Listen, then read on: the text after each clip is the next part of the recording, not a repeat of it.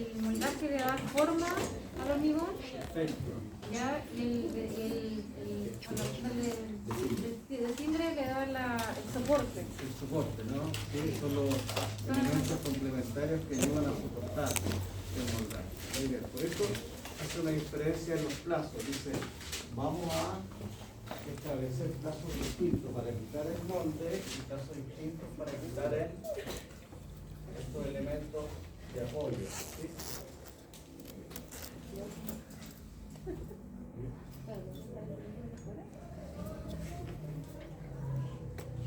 Y la norma lo que hace es establecer cierta resistencia.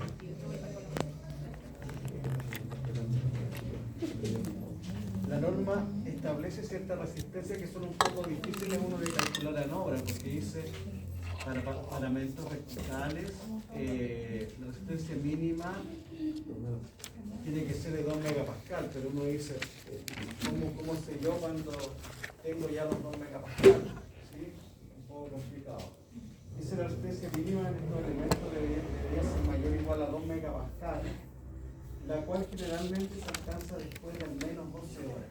Entonces, ahí ya da una medida más fácil, ¿cierto? Para nosotros de establecer cuándo podríamos retirar un moldaje. ¿Ya? Pero ya conversamos de que hay en esto múltiples variables. Partiendo por el tema del clima, ¿no? Temperatura ambiental. Porque es sobre 10 grados. Sí, claro, cambia la decisión, ¿ah? Pero sí nos establece una referencia a la norma y nos dice mayor o igual a 2 megapascal, la cual se alcanza generalmente al menos a las 12 horas. Por lo tanto, uno no debiera retirar un moldaje nunca antes de menos de 12 horas. Es mejor que se extiendan a que lo retirar. ¿Cuál es el riesgo de retirar antes un moldaje?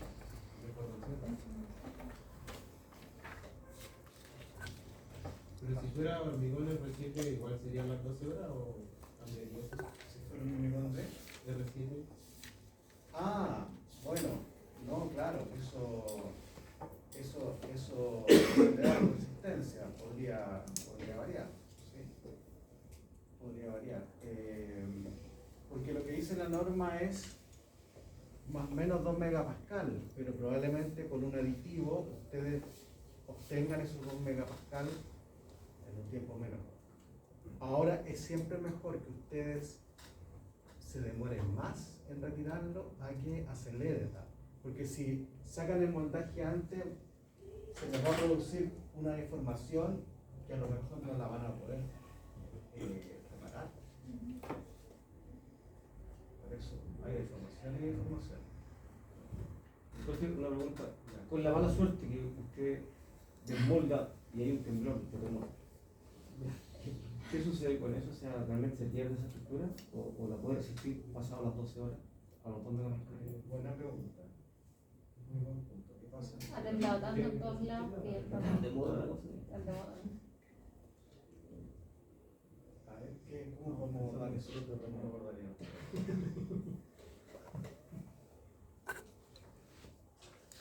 O sea, entiendo que va a depender del hormigón que se utilizó inicialmente, pero en 12 horas hay algún hormigón que pueda resistir una...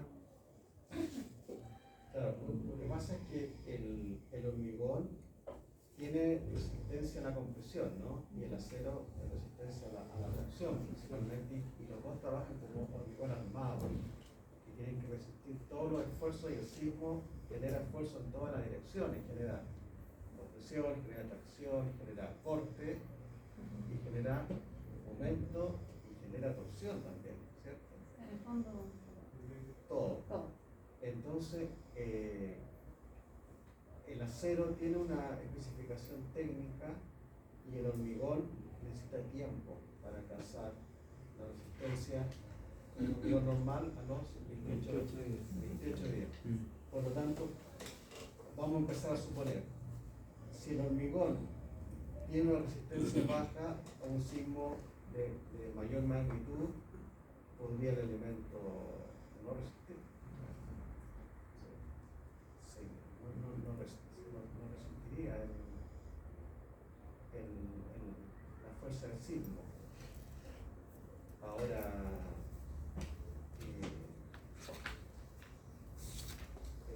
podría pasar eso, que no resiste.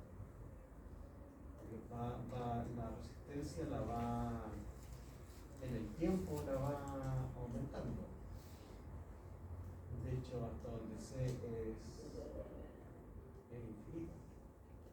Siempre va agarrando un poco más la resistencia, un poquito más. Pero, claro, se resiste 2 megapascal, es muy poco, para lo que debiera resistir. Podría colapsar. Es interesante el punto porque en el fondo ayudan estos elementos que están conteniendo el sistema. Pero si colapsan estos elementos, porque igual el movimiento puede abrir los moldajes. Colapsa todo. Colapsa todo. Porque el hormigón pasa a un estado frío, ustedes saben que eso no resiste nada. Y con el tiempo se va produciendo la reacción, con el tiempo va a adquirir la resistencia indicada en proyecto. Entonces, si claro, si al principio no resiste nada, eso no. Tiene que primero resistir el peso propio también, luego las cargas, las fuerzas.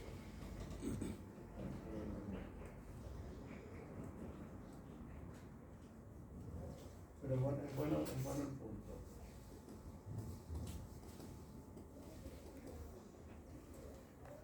Tenemos elementos verticales y elementos horizontales. Entonces, se hace una distinción de cuándo nosotros tenemos que desbordar los elementos verticales y cuándo los horizontales.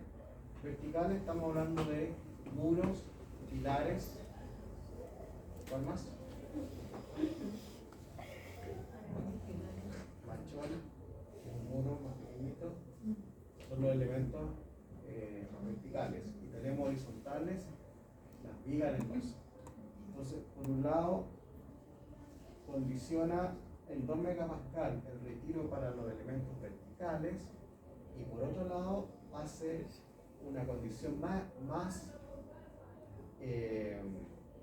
coloca una condición mayor para retirar los moldajes de los elementos horizontales.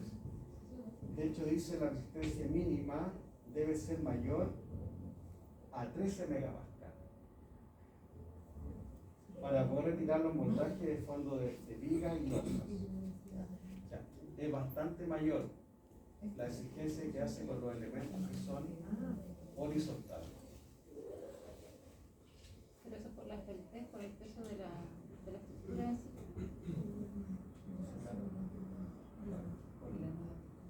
Con la forma que tiene sí.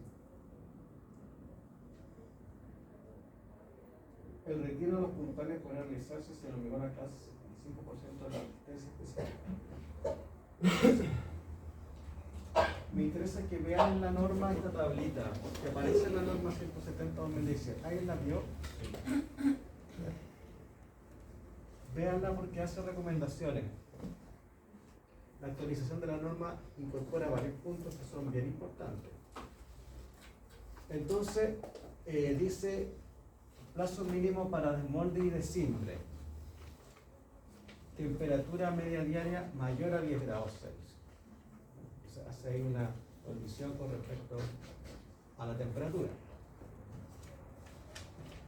Paramentos verticales de columnas, muros y vigas largas, mínimo 12 horas, fondos de losa 4 días, fondos de viga y puntales de losa 10 días, puntales de viga 14 días.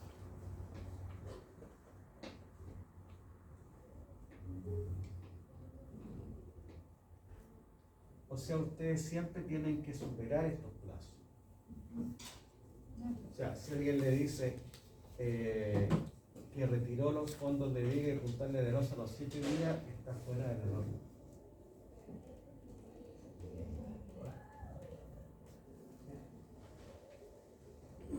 Es importante el punto que hace la norma.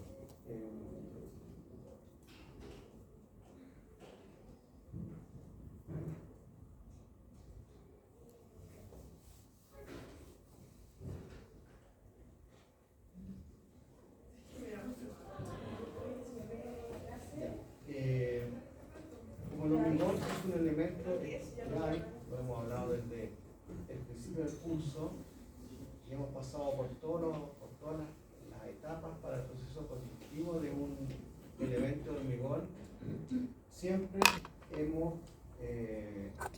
revisado de que la consecuencia de algún problema en el proceso constructivo puede traer como consecuencia una debilidad estructural.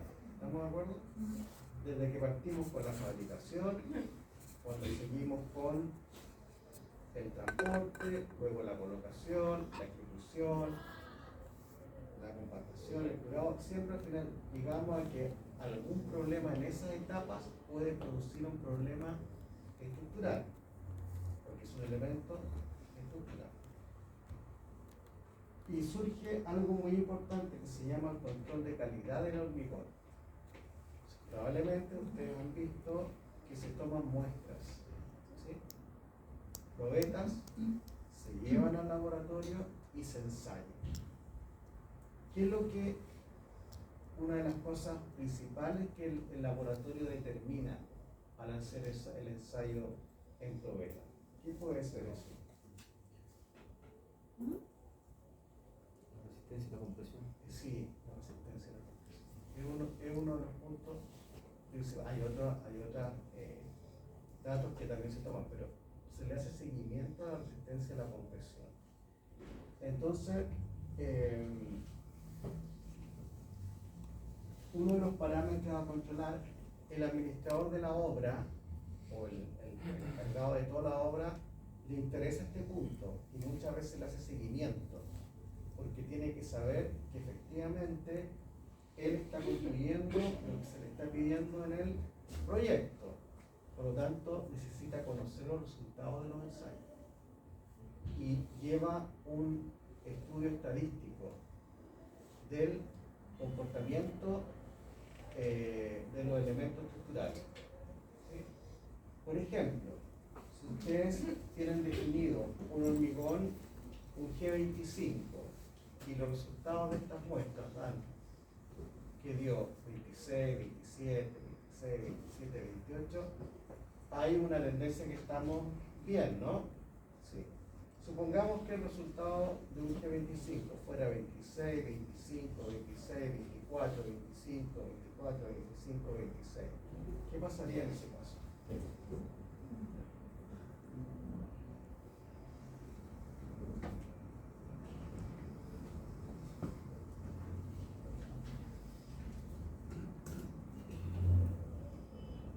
¿Qué pasaría si no estuviera alcanzando la resistencia que viene definida por ella?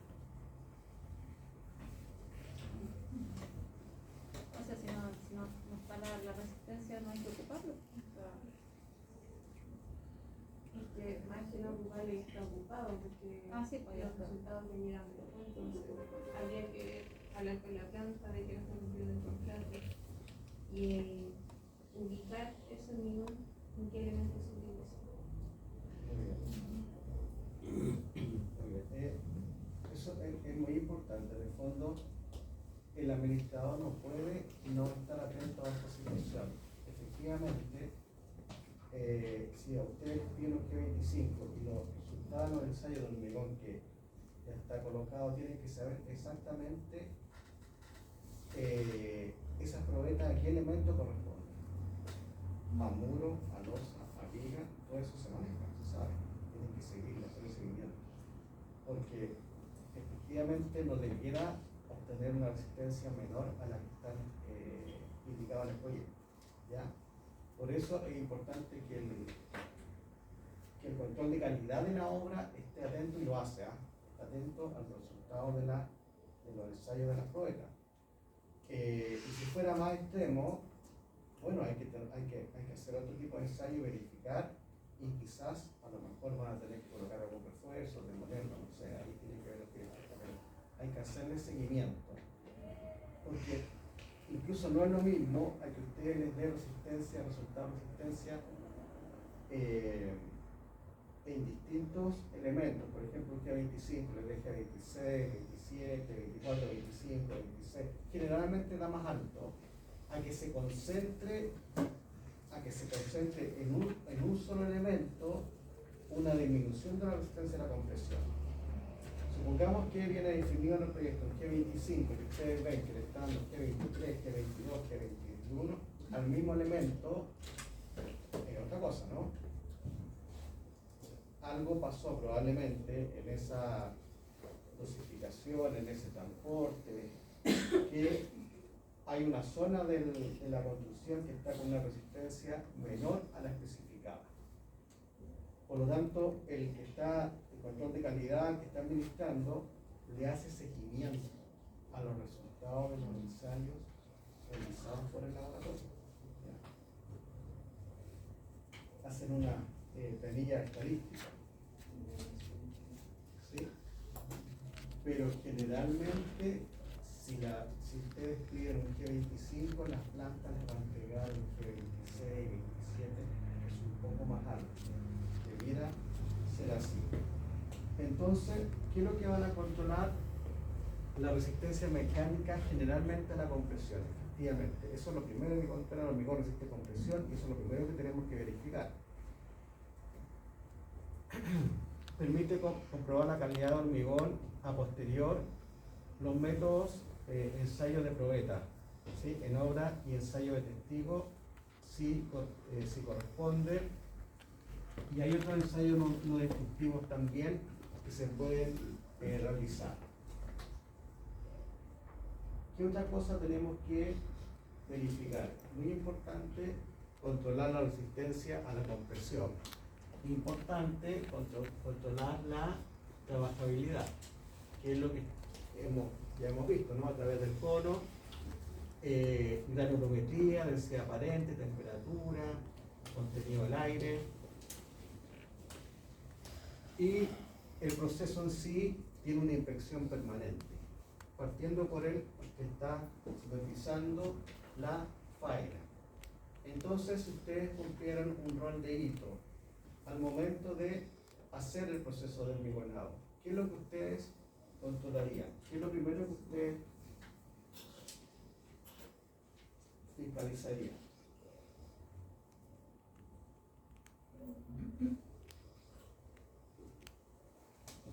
Supongamos que se va a realizar una faena de hormigonado de una losa y ustedes son la inspección técnica del contrato.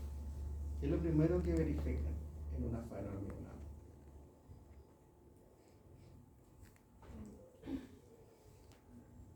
Con respecto al hormigón. Con respecto al hormigón. El cono, el primero. ¿Cono? El cono, el primero. ¿Sí? Sí, lo primero pienso yo que la recepción del camión, la guía de despacho, La guía de despacho para verificar que el hormigón sea que el hormigón sea el especificado. ¿Sí? Bien. Claro, ¿sí? Hay que verificar que el hormigón que está llegando es el que está indicado en el proyecto. Muy bien.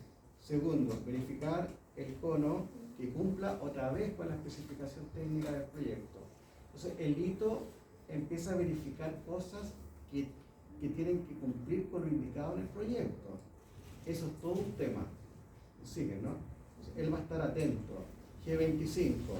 ¿Compraron G25 como este mes? G25. Cono. ¿Tiene cono 8? Sí, tiene cono 8.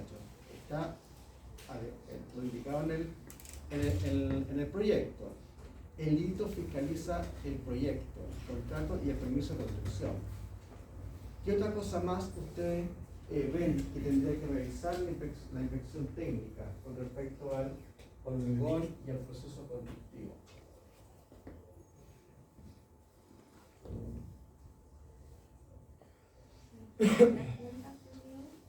Las juntas de hormigón, bien.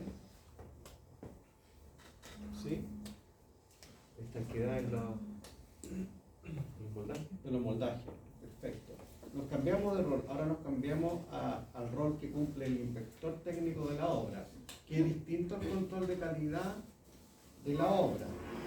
O sea, son entes diferentes, pero el control de calidad también debiera estar atento a estas cosas, ¿ya? Entonces verificamos dentro del proceso constructivo, primero que se ejecute lo que está indicado en el proyecto, partiendo por verificar dimensiones, los planos, la figura, los elementos de hormigón tienen que tener los espesores indicados por proyecto. ¿Sí?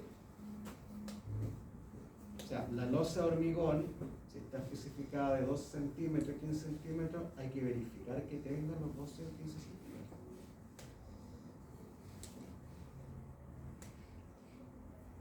Hay que verificar que la especificación técnica que viene indicada en el proyecto sea la que se está ejecutando.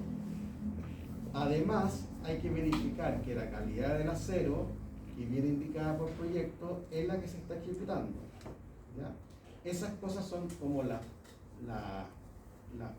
primeras, las cosas críticas que tiene que verificar el hito. No puede haber diferencia en la especificación técnica del hormigón, tampoco en la especificación técnica del acero. Imagínense que hubiera un edificio, se hubiese construido con una calidad distinta a la que está especificada en el proyecto.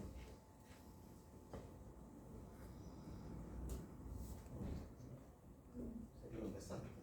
Por eso hay controles de calidad que van revisando desde el inicio hasta el final de la obra, y después la organización municipal tiene los certificados. ¿Ya? Hay que verificar el cumplimiento de los planos, de la especificación técnica, que se cumpla lo indicado en el proyecto. Y además hay que verificar que se cumpla el proceso constructivo de acuerdo a lo que se llama el arte de buen construir. ¿Qué cosas verificarían ustedes de un proceso constructivo de una losa? Ya chequeamos que está con el hormigón de acuerdo a proyecto, que están las dimensiones de la losa de acuerdo a proyecto, que es el fierro de acuerdo a proyecto. Dentro del proceso constructivo, ¿qué verían ustedes que se haga bien? ¿Ah? Separadores. Los separadores de las losas. Suple, muy bien. Lanza primado. Lanza primado, sí. Todo esto tienen que verificarlo. El inspector tiene que verificar todo a través de sus protocolos de recepción, ¿cierto? Tiene que verificarlo, es parte del control de calidad. Por lo tanto, cuando nosotros hablamos de control de calidad, puede ser algo muy amplio, que tiene distintas zonas para abordar. En este caso estamos viendo la ejecución de la obra, y además conversamos sobre los ensayos, y además el cumplimiento del proyecto. O sea, las empresas constructoras es muy bueno que tengan unos profesionales específicos del área de control de calidad. A veces el control de calidad tiene tanta importancia como el administrador de obras, el encargado de calidad. Tiene casi el mismo nivel que un administrador, y a veces el autocontrol de la empresa podría intervenir ciertos procesos constructivos. ¿Sí? En algún minuto el MOB, yo creo que todavía lo hace, pidió que dentro de la empresa constructora se incorporara un profesional que se le llama profesional de PAC, autocontrol. ¿Lo conocen, no? ¿Sí? ¿Algunos PAC ustedes? ¿No? ¿Ninguno? Entonces, lo que buscaban hacer, esto fue hace años atrás, y yo creo que todavía lo creo, es que la constructora se autocontrole, porque no debiera ser necesario que el hito esté fiscalizando ciertas cosas. La empresa se tendría que autocontrolar, y creó un profesional que se llama de autocontrol PAC. Entonces, cuando hacía sus licitaciones, pedía dentro del estado de profesionales que se indicara qué profesional iba a cumplir el rol de PAC, de autocontrol. Pero para hacer autocontrol había que hacer un curso PAC. ¿Sí? Y ese curso PAC todavía lo dicta. ¿Sí? En todos lados. Tiene que tener cuidado, tiene que estar reconocido. Si no pierden la inversión. tiene que estar reconocido, ¿ya?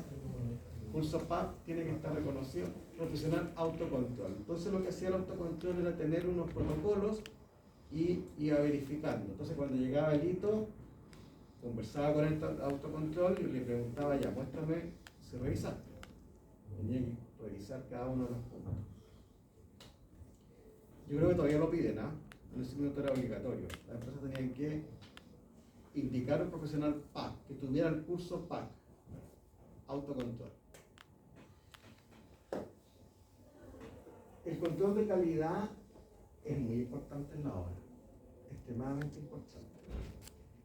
Ojalá todas las empresas tuvieran hartos recursos a esta sección, que no es el hito, es distinto. El control de calidad es un profesional contratado por la empresa constructora o inmobiliaria. El hito es un profesional contratado por el mandante, que es distinto, ¿no? El profesional control de calidad tiene que chequear, y ese chequeo debiera hacerse siempre a través de protocolos de control. Si al final lo que uno controla se va repitiendo, entonces con los controles de calidad uno puede ir verificando. De hecho, ustedes mismos me están diciendo algunas cosas que yo controlé. El proceso de compactación, ¿sí? Los separadores de moldaje. Entonces uno va completando, el checklist va llenando, están a la distancia los separadores que dice el proyecto, está la cantidad suficiente como para que las armaduras no se muevan. El curado se hizo en todos los puntos de manera ordenada, homogénea. Se hizo el tiempo que requiere un vibrado. Todas esas cosas se van chequeando a través de un protocolo. No debiera ser algo que sea hablado, tiene que ser algo chequeado por el protocolo. En esas cosas uno se da cuenta en la obra si está siendo controlada o está siendo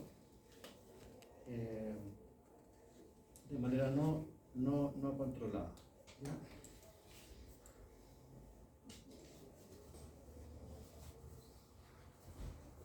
El profesional tiene que tener cierto grado de expertise, de experiencia que está controlando. Sí.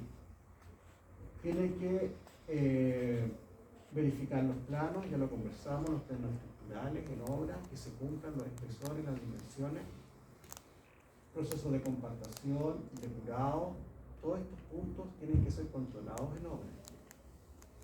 Obviamente primero el que está a cargo de terreno, el supervisor de terreno, y luego control de calidad. ¿Ya? ¿Alguno de los que trabaja en construcción ha visto el control de calidad de la empresa o no? ¿Sí? ¿Daniela tiene control de calidad? Ya. Uno va acomodando el checklist en base a lo que te dice, al elemento, a la partida. Sí. No todas son Para todo. ¿Alguien más ha trabajado con control de calidad? ¿No? Ya, les sugiero que si les toca abordar este punto, que trabajen con formatos. Hay formatos que la Cámara Chilena o el Centro de Desarrollo Tecnológico tienen disponibles. Entonces lo que uno hace es empezar a verificar punto a punto en la obra. Y ahí se van a encontrar con varias sorpresas. Lo que se van a encontrar. La norma hace algunos puntos con respecto al muestreo de esta toma de muestras que se hacen del elemento estructural, y hace algunas recomendaciones. Tomar una o más porciones de muestra a intervalos regulares entre el 10 y el 90% de la descarga.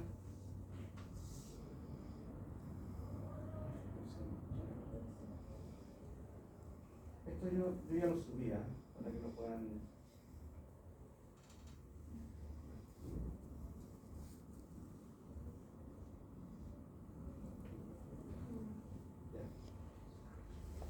carpeta está arriba, para que ustedes la revisen y la vean.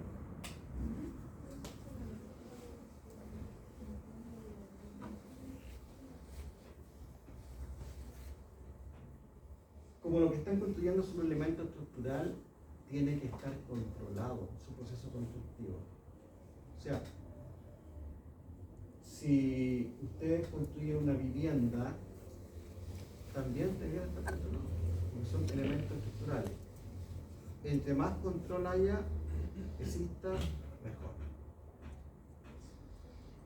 ¿Qué hacemos en caso de incumplimiento?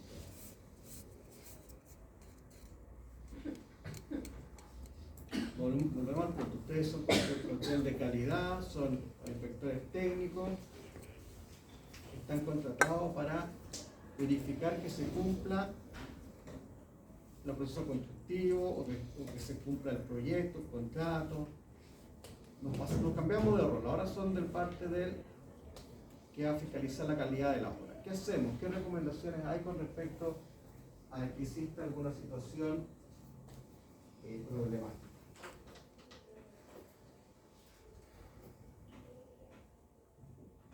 Supongamos que hay un tema con los ensayos, el muestreo y resistencias que están dando bajo lo que está especificado en el proyecto.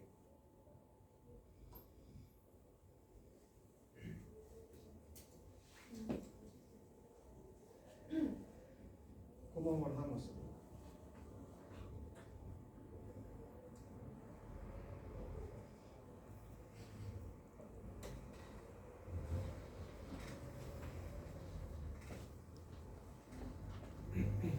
El inspector técnico de obra tiene que tener el mismo grado de conocimiento del proyecto que el administrador, igual, tiene que saberlo perfectamente. ¿Cómo hacemos en el caso de que tengamos alguna variación en los resultados de los ensayos de las muestras de hormigón?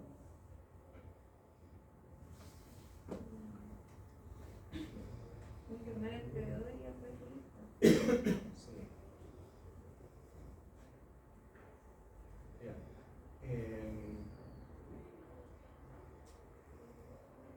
Tenemos que efectivamente, por un lado, informar al proyecto. Hay que sondear la zona donde podría haber un problema en la resistencia. O sea, no es normal que un hormigón G25 a ustedes le estén dando el resultado de las probetas G20, G21, G22, esa situación es normal. Entonces, como no depende del control de calidad, tampoco la solución la va a tener la ITO, debiera informar al proyectista estructural. Y luego verificar dónde se produce el problema. Entonces, en ese sentido, es verdad, hay que ver qué pasa con la planta. La planta tiene que demostrar de que el producto que está entregando cumple con lo solicitado. ¿Sí? La planta se va a defender, obviamente. Si eso queda resuelto, hay que verificar el proceso constructivo. Por lo tanto, para poder tomar decisiones, es importante saber qué elementos podrían estar siendo afectados. Porque no da lo mismo tener bajas en distintos puntos, es tener las bajas de resistencia concentradas en un mismo elemento estructural. Recomendaciones: informar al proyectista, al calculista. Verificar que las muestras sean representativas del hormigón colocado. Identificar las zonas comprometidas de la estructura. Entonces, para que ustedes puedan identificar las zonas comprometidas de la estructura es porque existen protocolos y ustedes saben perfectamente a qué corresponde cada muestra que se tomó. Porque si ustedes les dicen las muestras, ustedes dicen ya, ¿y dónde es? Bueno, que no sabía dónde tomaron las muestras, de qué elemento estructural tomó la muestra. Eso tiene que estar totalmente claro. ¿Sí? En el camión tanto, del lote tanto, fue colocado el hormigón en ese elemento estructural. Los elementos están caracterizados por eje y número, ¿no? Entonces el elemento queda totalmente claro, o sea, usted lee la muestra, ya, ese hormigón nosotros lo colocamos en el eje H2 y corresponde al machón número tanto. Está todo identificado, el número de elementos estructural y los ejes donde está posicionado, ¿sí? Los planos están indicados con letras y con números, y con eso uno puede ubicarse. Identificar las zonas comprometidas de la estructura, por lo tanto tienen que saber exactamente a dónde se produjo el problema.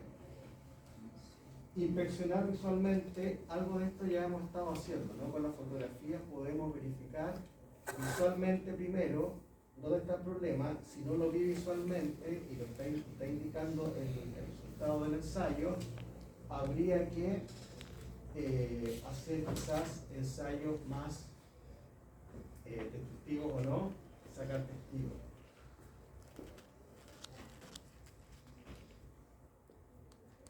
Mediante ensayo, hay algunos que son no destructivos también, puede ser testigo que sea destructivo o algún ensayo que no son destructivos para verificar la resistencia estructural de ese elemento. Entonces ustedes tienen que ordenar básicamente las cosas que son críticas. Cuando hablamos de un problema estructural, hablamos de algo crítico, que no debiera ser tolerable ni por lo que está en el terreno ni tampoco por la inspección técnica ni control de calidad. Cuando son elementos estructurales, son situaciones críticas y no se pueden dejar pasar, ¿no?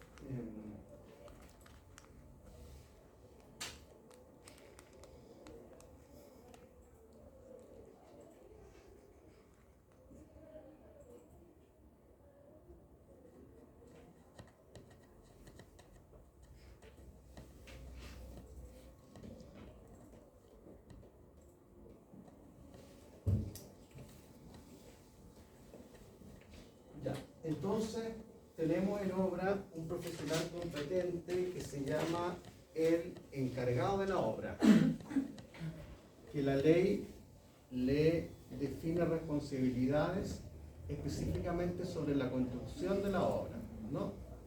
Y además la ley define responsabilidades sobre el proyecto a los proyectistas, al calculista, al arquitecto.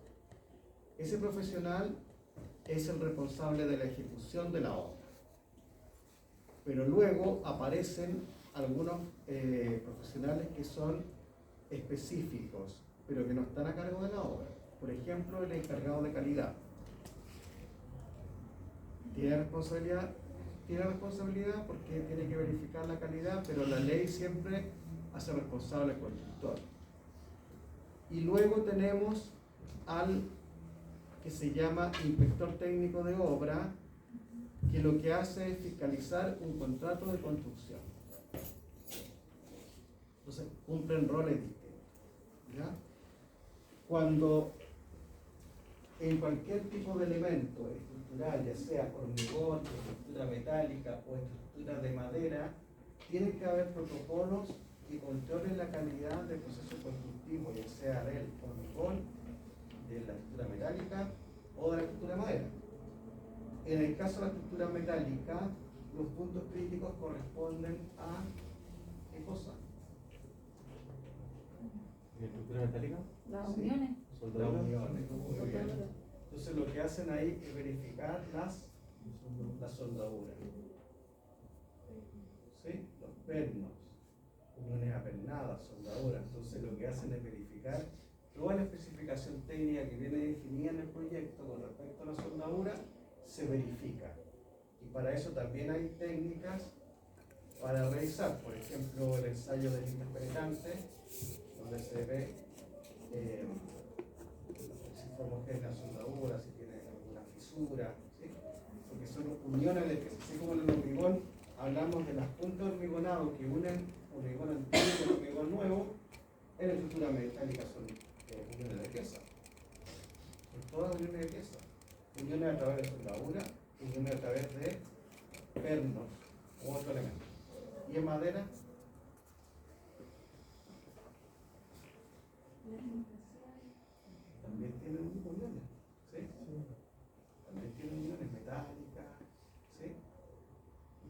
albañilería?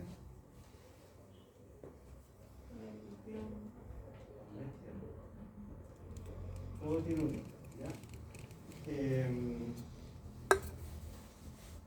En la PPT anterior les va a aparecer algunas fórmulas que no son parte de lo que yo vaya a preguntar, pero van a estar ahí, que tienen que ver con la estadística de esta toma de muestra de resistencia específica que se llama el hormigón. ¿Ya? Vamos a ver.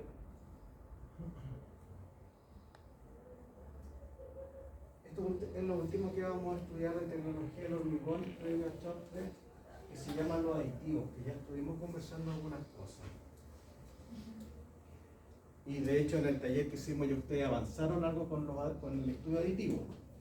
Algunos aditivos que les pareció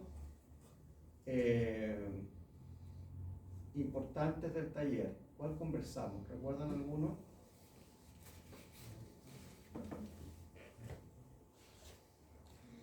Retardante, acelerante, muy bien. Esos son como los aditivos más utilizados, los que uno frecuentemente piensa, acelerante, retardante. ¿Qué es lo que hace el acelerante?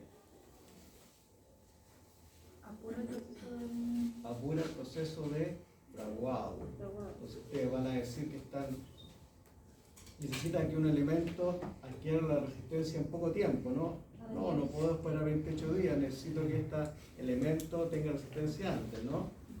¿Qué es lo que hace el constructor? Podría aplicar un acelerante, ¿sí? Pero tiene que ver que no tenga interferencia con el calculista, ¿sí? Que no le vaya a decir, no, cambia alguna propiedad del hormigón. Acelerante, ¿no? Acelerante del fraguado. ¿Quién necesita resistencia? Conseguir una resistencia antes, no puedo esperar 28 días de que este elemento estructural quede con la resistencia, ¿no? Y el retardante, lo inverso. Muy bien. ¿Y cuándo podría ocupar el retardante? ¿Cuándo hace mucho calor? Exacto. Cuando tenga temperatura. Esos son como los principales aditivos. Hay muchos tipos de aditivos. Si van a ver algunos, hay varios. Lo que hace el aditivo es cambiar las propiedades del hormigón. Por eso a veces es delicado, necesita la autorización del calculista. ¿Sí? Hay un aditivo impermeabilizante. Pero no es lo mismo acelerar el fraguado, retardar el fraguado, quizás que aplicar un impermeabilizante. Tiene que tener ojo con los aditivos, ¿ya? El hormigón endurece. Sabemos que endurece y adquiere resistencia a la medida que el tiempo va pasando. Va adquiriendo resistencia. Un hormigón normal adquiere resistencia a los 28 días, más o menos, ¿no? A los 28 días. Pero ya sabemos que la norma dice, usted no espere los 28 días para quitar el molde. No es necesario, lo puede quitar antes. ¿Cuánto antes? Elementos verticales cumpliendo 2 megapascales, elementos horizontales 13 megapascales. ¿Sí? Es lo mínimo, esta vez un criterio. Debido a su plasticidad, puede dársele de cualquier forma, sí. Por eso necesitamos los moldajes. Se moldea a temperatura normal, tiene buena durabilidad, resiste bien a distintas condiciones ambientales, es resistente al fuego, por lo menos. Es resistente al fuego, ¿ah? Esto es una propiedad del hormigón. A diferencia de la estructura metálica, que no resiste la temperatura. Ese es un punto débil de la estructura metálica. Pero un punto a favor de la estructura metálica es que es liviana. El hormigón es pesado. ¿Ustedes han visto rascacielos de hormigón? Muy pesados. Los rascacielos que construyen lo hacen en las torres gemelas de qué era? De acero, claro, más liviano. Porque imagínense más peso. ¿Y quién resiste ese peso? El peso del edificio, ¿qué elemento nos resiste? Al final la mecánica de suelo. Es muy pesado el hormigón, 2,4 toneladas por metro cúbico. La estructura metálica es más liviana. ¿Es resistente al fuego? Sí, y la estructura metálica no, y para eso hay protecciones al fuego que tiene que cumplir el arquitecto. Bueno, los materiales antes aparecían en cualquier lado, ahora ya no, porque ya ha ido no hay mucho, por el problema ambiental.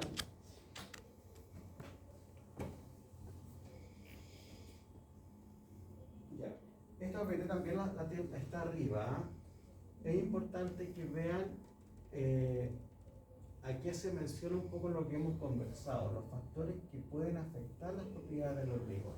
Dentro de todo el proceso constructivo que estudiamos, desde la fabricación hasta finalmente el curado, hay diversos elementos que pueden afectar. Obviamente, el cemento, el árido, el agua, ya lo estudiamos, pueden afectar propiedades del hormigón. Para eso tienen que cumplir con el almacenamiento. El diseño, la temperatura, el grado de compactación, obviamente afecta el tiempo, el transporte, el curado, condiciones ambientales. Cualquiera uno de estos puntos finalmente les puede afectar las propiedades de los hormigón.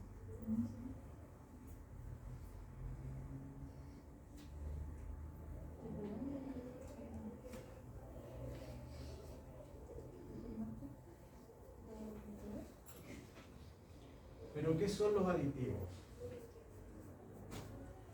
¿Y cuándo se aplican?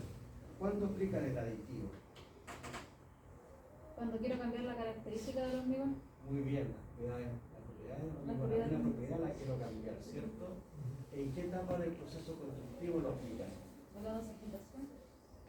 Puede ser. La colocación. En la colocación, ¿se puede aplicar después?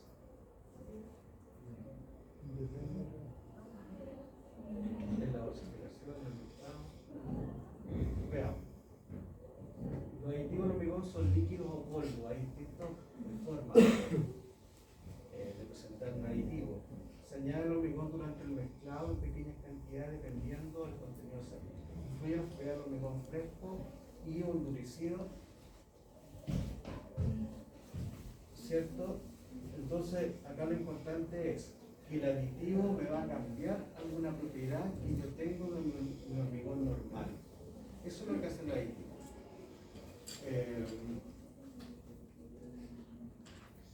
Aditivos comunes. Ustedes ya me dijeron los principales. Acelerador de fraguado, un tipo de aditivo. Hay otros más, yo coloqué acá algunos. Plastificantes retardantes, otro tipo. Superplastificantes, otro tipo. Impermeabilizantes. ¿Hay más? Sí, hay más. Hay algunos aditivos que inhiben la acción de la corrosión de la cerradura. Hay varios más. Promotor de adherencia. Sí, también.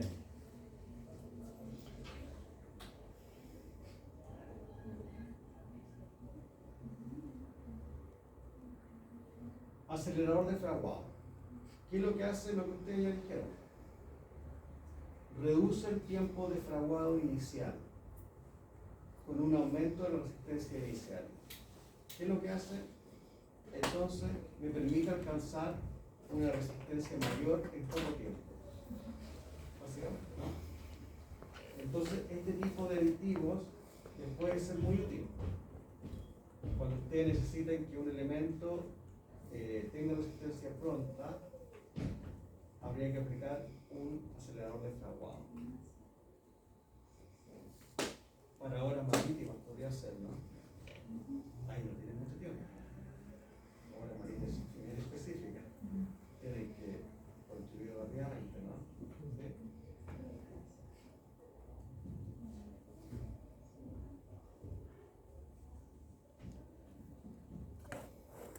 Entonces, lo que hace, disminuye los tiempos de fraguado.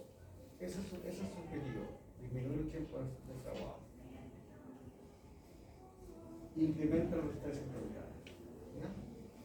Entonces, un aditivo les va a permitir alcanzar a los 3 días, a los 7 días, una resistencia que ustedes tenían a los 28 días, les acelera la reacción.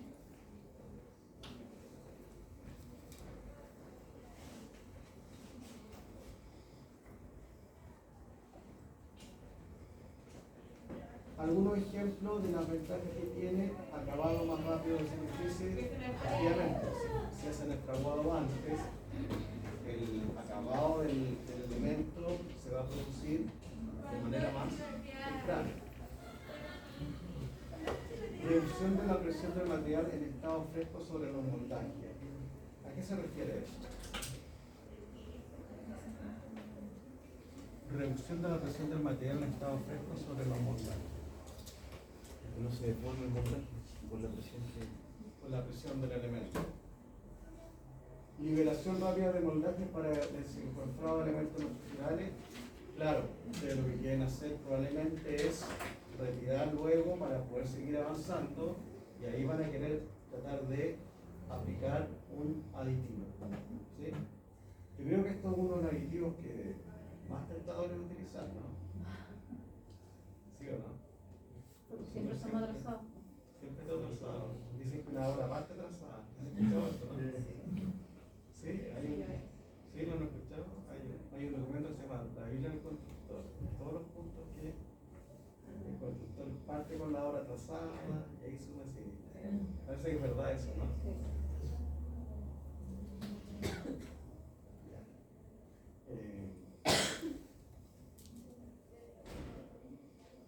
Compensación de los efectos de bajas temperaturas. Les sirve un acelerante, ¿no? Claro, porque por el contrario del retardante, cuando tienen temperaturas altas, ustedes van a querer retardar. En este caso, si tienen al revés, temperaturas muy bajas, van a querer acelerar el proceso de reacción.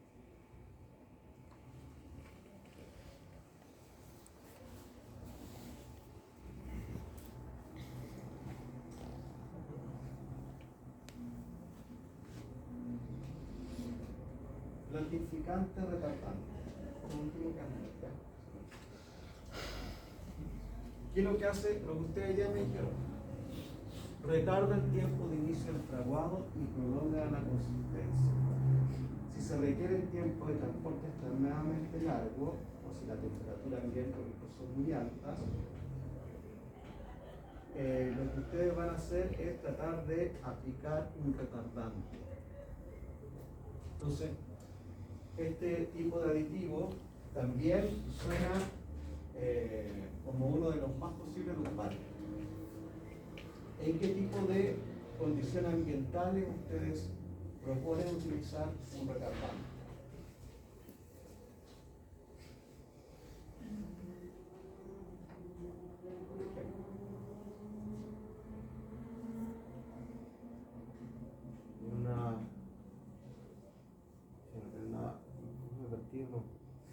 Una colocación, por ejemplo, a mediodía. A mediodía, ¿cierto?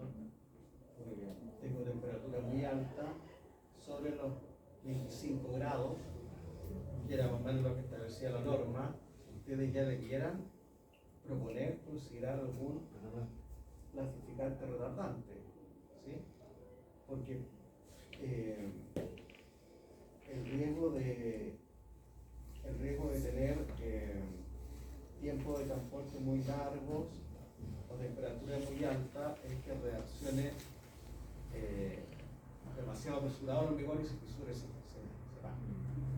Entonces, en estos casos, temperaturas muy altas o cuando tienen demasiado tiempo muy largo de traslado, que hablamos de que el tiempo más o menos debiera ser, no debiera superar las 2 horas, ¿no? Un tiempo de transporte, una hora de colocación. O sea, si ustedes tienen que hacer una faena de hormigonado en la cordillera, tienen que considerar, con el proyectil y la planta probablemente, aplicar algún retardante para que el hormigón no reaccione antes.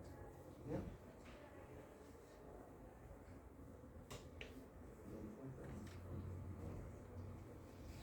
Veamos por último para cerrar. Impermeabilizantes. Son también muy utilizados, por ejemplo, el Zika 1. Este es bien común. Me parece que uno de los Zika principales, uno de los primeros Zika que sacaron. Zika 1. Puede ser, ¿no? Por el nombre. Por el nombre. Sí. No, esto lo conversé con alguien de Zika. Me dijo que eran los primeros productos que sacaron, Zika 1. Tiene relación el nombre. Es un aditivo impermeabilizante, ya que se aplica, que es distinto a los otros que hablamos, porque genera otro resultado en el hormigón. Y por último ahí les mencioné inhibidores de corrosión. Otro tipo de aditivo retarda la iniciación de la corrosión, o sea, no es menor. Yo no lo he visto que se apliquen comúnmente, no es algo de uso masivo, pero a lo mejor en algún proyecto marítimo, donde está extremadamente expuesto, podría el proyecto considerar este tipo de aditivos, pero ya viene definido por proyecto. ¿Ya? Déjame pasar la lista.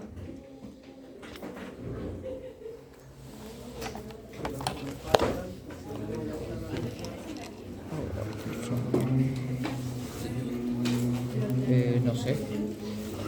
Cuando llegamos está pasando clase.